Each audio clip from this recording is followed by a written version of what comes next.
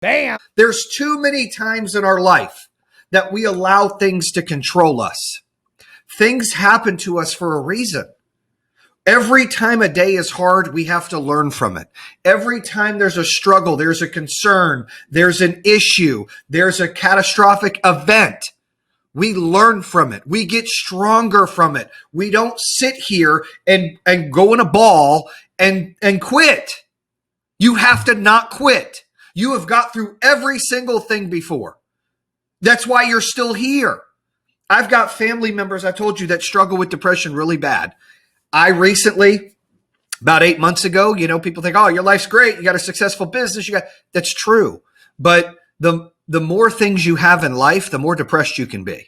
And I've gone through some depression. I don't even know why. I've sat where I feel like I'm an outsider in my own home or in my own business, like I'm floating third party flying over the thing. And I'm struggling with it. I'm like, what's wrong with me? Why do I feel this way? Am I weird? Why can't I get over things? I should be more grateful. I should be happier in life. And it's hard. I mean, I would be full of shit if I said, hey, look, I know I'm never depressed. I'm the happiest human being on the planet. That's a bold-faced lie. I go through depression. I think everybody does. And really, we've got to come together as human beings and people and understand that you don't know anybody's situation. You don't know what people are going through. And no matter how good things look like on social media or out in the real world, you don't know the problems that they may be having. So you have got to find a way to not only be nicer to people and be caring to people, which I included have to work on a lot of these things, but we have to be able to understand that everybody's situations, everybody's struggles, everybody's anxiety is completely different. What might make me depressed might not make you depressed. What might make me have anxiety might not make you have anxiety, and vice versa. You may be worried about driving a car to the mall. I may be worried about, are we going to pay this mortgage bill next month? I mean, everybody has different situations of anxiety and depression. And we've got to make a decision today that to remember the past is the past. Our eyes are in the front of our face for a reason so we can see the future. The past is behind us. That shit's back there. So we have to find a way to dig deep and understand that everything you've ever been through, you've survived it. You're batting 100%. You have overcome everything thrown at you. That's why you're still here. There's a reason you're still here. Maybe it's to help yourself. Maybe it's to help a family member. Maybe it's to help somebody you don't even know. Maybe it's to make an impact on the world. But we have got to find a way to get through depression. And it comes in all sizes and forms, guys. It's not, oh, my wife left me and I lost my job and nobody likes me, or I didn't get this promotion because of my race or gender. All that bullshit is just fucking bullshit, okay? Depression is real. It could be as little as someone not noticing you, or struggling to someone not appreciating you, or being bored in life, ADD, like all kinds of things. I'm still trying to figure out why I get depressed. I'm still trying to figure out what is it that makes me get sad or feel distant from people or struggling. Like, what can I do to not feel that way? I want to connect more. And, we've all got to find a way to reconnect, to start building our map together and try to not be alone. Maybe praying works for you. Maybe seeing a therapist works for you. Maybe taking medicine works for you. Maybe working out works for you and releases your mind and allows you to go, okay, I got to get my shit together. I can't be stuck in this hole. Because let me tell you something else about depression is not only are you depressed on yourself, you're everyone that you touch, you're making them depressed for you, right? This is like a disease. It is a disease, but this is like, it's contagious, like fucking COVID, right? Like, you're depressed and all of a sudden people around you are depressed.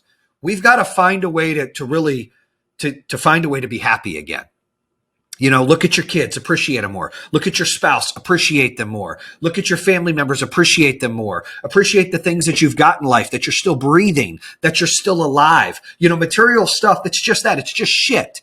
It's just things that you buy. That does not bring happiness. It does not remove depression. It actually can add depression. I'm here to tell you that is a fact. It is a fact that sometimes the more stuff that you have, there's nothing to chase, therefore you get depressed. It's like, what am I going for now?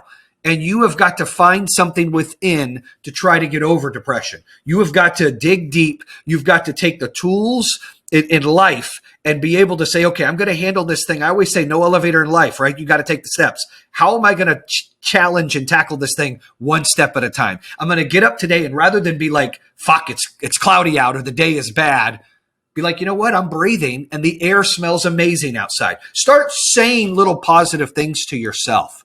If you start doing that early in the morning and you just have a different outlook when your feet hit the ground and you get out of the bed, and instead of having that, I'm depressed, life is over, this person doesn't like me, people won't promote me, I can't, rather than look at the bullshit because it's behind you. Every day is a new day. The future's got something better than your past. You've got to dictate that. So when you get your feet on that ground and you start to think, what can I do to be better? How can I be better? And you start thinking positive thoughts. I'm breathing. Thank you, God, I am breathing. The sun is shining. Maybe it's cloudy, but damn it, the sun's behind the clouds, right? What are we going to do to get through this day? What am I going to do to tackle this day one step at a time? You know what? Shit, this person's calling me and they're a negative, pessimist, narcissistic fuck. Don't answer the phone. Send them to voicemail. 86 their ass.